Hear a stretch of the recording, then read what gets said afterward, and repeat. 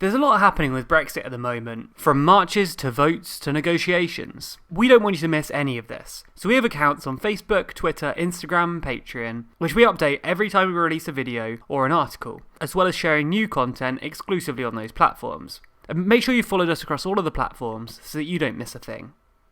As you almost certainly know, just over a week ago there was a huge protest against Brexit in London. We're going to discuss that protest specifically, and also the whole notion of protests. So even if you're watching this video long after Brexit is over, it should hopefully be relevant.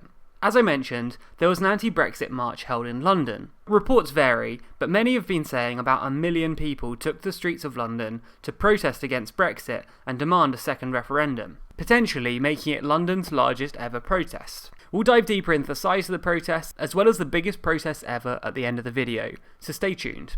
Protesters in London were joined by politicians from all across the political spectrum.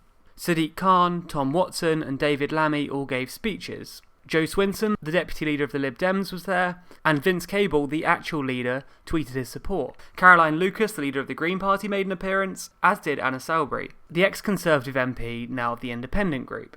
And there are even some Conservatives there, like Justine Greening and Philip Lee.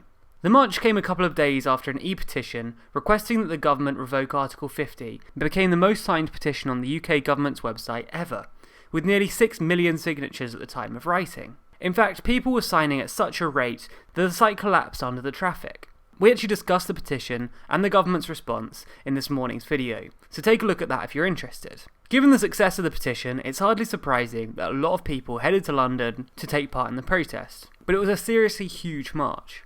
This was actually the second major anti-Brexit march since the referendum, with the first one being held on October 20th, with about 700,000 people in attendance. So it was a massive march, with a whole load of big-name politicians, but will it actually make a difference? In fact, do marches ever make a difference? Without spoiling the big reveal of the biggest protest ever at the end of the video, 2003 saw another huge march, with people heading to London to protest the Iraq War.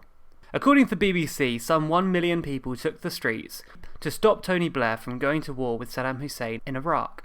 Despite the massive turnout, Blair went to war anyway, and I'd say that most people agreed that was a bit of a disaster. Similarly, the anti-Trump rally that happened in July drew some 250,000 people in London. But Theresa May kept her invitation open, and Trump continued with his visit to the UK.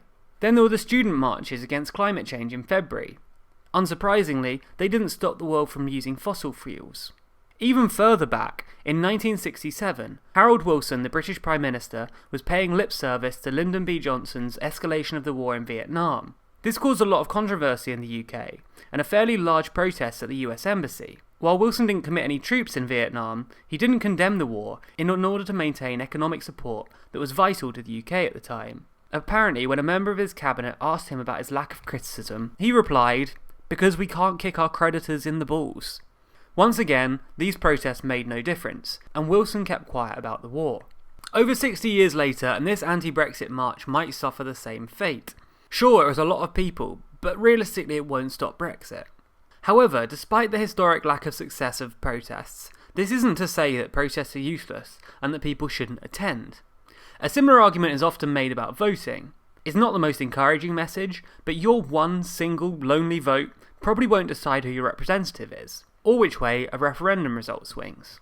The main counter-argument to this feeling of meaninglessness is, and I'm sure you've heard countless times before, what if everyone thought that? This old Kantian claim is often seen as one of the main reasons why people should vote. In the same breath, maybe the same argument could be made about protesting. That because so many people attend, it puts the issue on the agenda and gets the news talking about it. And if everyone thought their small contribution would make no difference, then no protest would happen and the issues wouldn't be spoken about. Although this is a commonly used argument, and one I'm sure you've heard made before, it's time to look at another argument for why people vote, and similarly adapt it to why some people see protesting as worthwhile. Understanding why people vote is a big topic of debate in the political literature on rational choice theory. It's something that scholars still don't fully agree on, and maybe something you've never heard of. Don't worry, this isn't going to get too technical. Rational choice theory assumes that people are rational entities, who try and weigh up the cost and benefit of decisions before making a vote.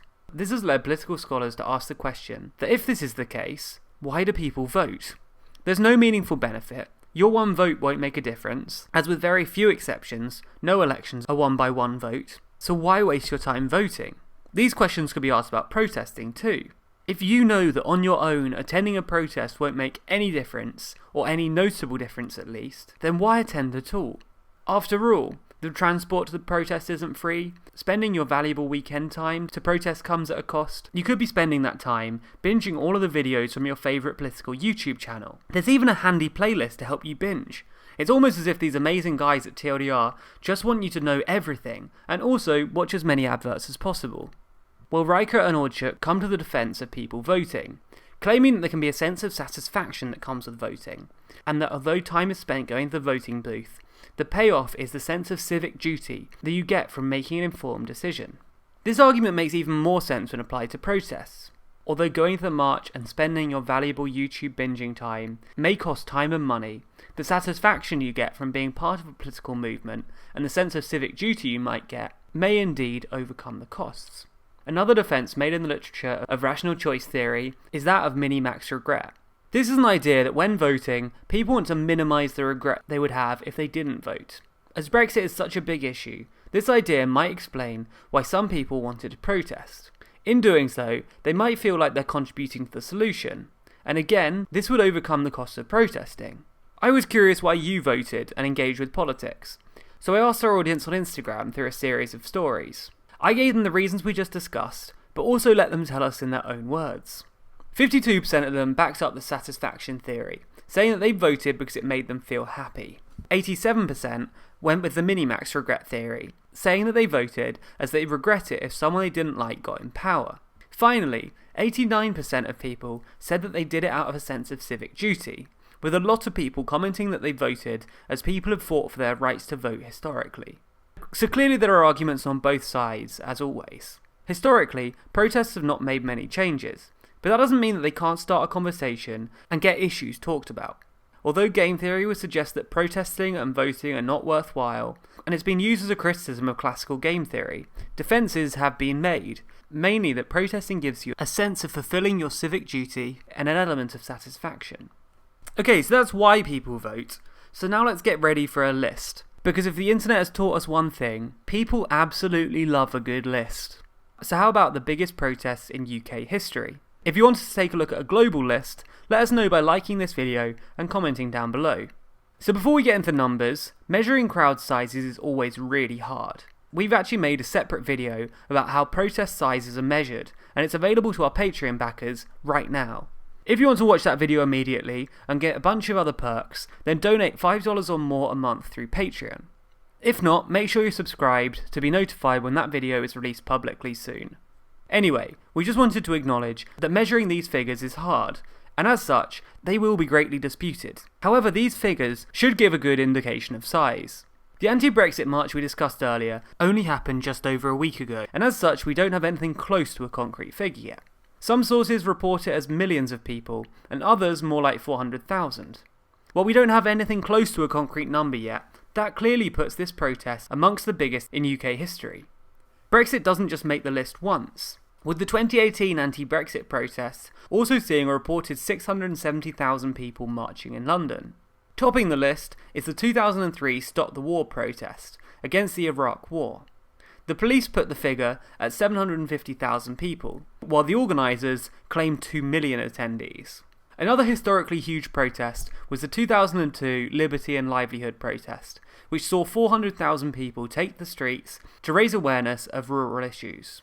A few more notably huge marches include the 1961 Alderstone March, organised by the Campaign for Nuclear Disarmament, and the 1981 and 1983 CND marches for peace.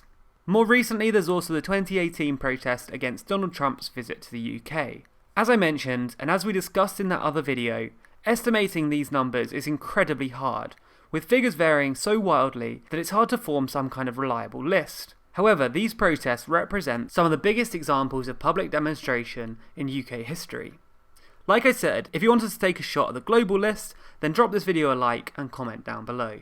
While you're at it, make sure you subscribe to this channel so we can let you know when other videos are released, such as our video on how the size of protests are measured. Also, make sure to follow us across our other social platforms, where you can find us by searching for TLDR News.